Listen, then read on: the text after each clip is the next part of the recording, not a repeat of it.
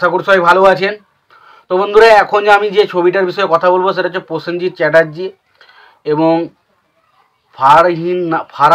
Pharaoh নারাজ এবং শুভেন্দু চ্যাটার্জি, রবি ঘোষ, বিপ্লব চ্যাটার্জি অভিনীত সিনেমা, যেটার নাম হচ্ছে আমার তুমি। তো সেই ছবিটাকে নিয়ে কথা বলবো। তো তার আগে প্রত্যেকটা বন্ধুকে অনুরোধ করে রাখবো, আপনারা চ্যানেলটা নতুন হয়ে থাকলে অবশ্যই আপনার চ্যানেলটা সাবস্ক্রাইব করে নেবেন, আর যদি ভিডিওটি ভালো লেগে থাকে অবশ্যই লাইক কমেন্ট শেয়ার করতে ভুলবেন না। তো আমার তুমি ছবিটা এসেছিল 1989 সালে।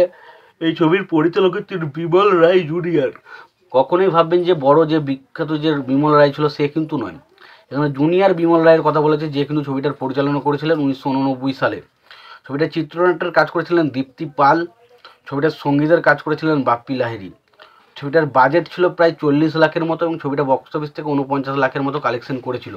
ফলে ছবিটা বক্স অফিসে কিন্তু ফ্লপ হয়েছিল, হিট হয়নি, এভারেজও হয়নি। এভারেজ আরেকটু কালেকশন করলে হয়তো ছবিটার এভারেজ কালেকশন ভার্ডিক্ট পেয়ে যেত, বাট ছবিটা বক্স অফিস থেকে ফ্লপ হয়েছিল। তো ছবিটাকে নিয়ে কথা বলবো। ছবির নাম হচ্ছে অবশ্যই আমার তুমি। তো সিনেমাটা কেমন? তো দেখুন, সিনেমার প্রথম যেটা পজিটিভ বা প্রথম যেটা ভালো লেগেছিলো সিনেমার মধ্যে সেটা হচ্ছে ছবির গান। এই ছবির গানের মিউজিক করেছেন বাপ্পি লাহিড়ী, এবং বাপ্পি লাহিড়ীর সেই সময় বাংলাতে সব কটা গান সুপার ডুপার হিট হতো।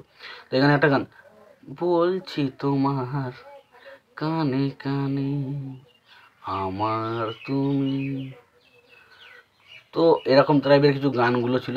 গানগুলো ব্যাপক, প্রত্যেকটা গান এত সুন্দর, এবং বাপ্পি লাহিড়ীর মিউজিক, এবং অবশ্যই এই গানগুলো এখনও আমাদের মধ্যে একটা অন্যরকম ফিল, অন্যরকম শিহরণ জাগায় প্রত্যেকটা গান। এবং প্রসেনজিৎ এবং ফারাজের বললাম নায়িকাটা রয়েছে ফারাজ বলে, তো তার মধ্যে যে কেমিস্ট্রিটা যে সুন্দরভাবে ফুটে উঠেছে না, সেটা সত্যি ব্যাপক ছিল। এবং পাশাপাশি কারণ স্পেশালি কমেডির জায়গাটা সামনে রবি ঘোষ, এবং রবি ঘোষ খুবই দুর্দান্ত একজন পারফর্মার। আমরা জানি অনেকে রবি ঘোষকে চিনবেন না, তার কারণ রবি ঘোষ খুবই পুরনো একজন অভিনেতা। তো রবি ঘোষ খুবই পুরনো একজন অভিনেতা, এবং তাকে সম্ভবত আমরা হয়তো সিনেমাতে দেখি না। তো রবি ঘোষ এই ছবির মধ্যে কমেডির জায়গাটা পুল আপ করেছে, সেটা জায়গা খুব ভালো। এবং অবশ্যই ভিলেনের ক্যারেক্টার হিসেবে বিপ্লব চ্যাটার্জি দারুণ কাজ করেছে। তো এটা স্পেশালি একটা রোম্যান্টিক সিনেমা, যেখানে আমরা প্রসেনজিৎ এবং ফারাজ মিনের মধ্যে যে একটা সুন্দর প্রেমের কেমিস্ট্রি আমরা ছবির মধ্যে দেখতে পাই। এবং ছবির গানগুলো খুব ভালো। ছবির মধ্যে যে একটা ফ্যামিলি অ্যাঙ্গেল রাখা হয়েছে সেটাও কিন্তু দেখতে খুব ভালো লাগে। আগেকার ছবিগুলো যেটা দেখানো হতো আর কি, একটা বড়লোক বাপের একজন মেয়ে বা ছেলে থাকবে, সেরকমই এই ছবিতেও সেটাই দেখানো হয় যে বড়লোক বাপের একজন মেয়ে রয়েছে, তার কাছে প্রসেনজিতের বিবাহ দিতে চায় না, এবং শেষ পর্যন্ত একটা ছেলেকে তারা পছন্দ করে, এবং পছন্দ করার পর তার সাথে তার বিবাহ দিতে কিন্তু প্রসেনজিতের ক্যারেক্টারটা কিছু না কিছু করে, কিন্তু মেয়েটা তার প্রসেনজিতের ক্যারেক্টারটাকে ছেড়ে কখনো অন্য ক্যারেক্টারকে বিয়ে করতে চায় না।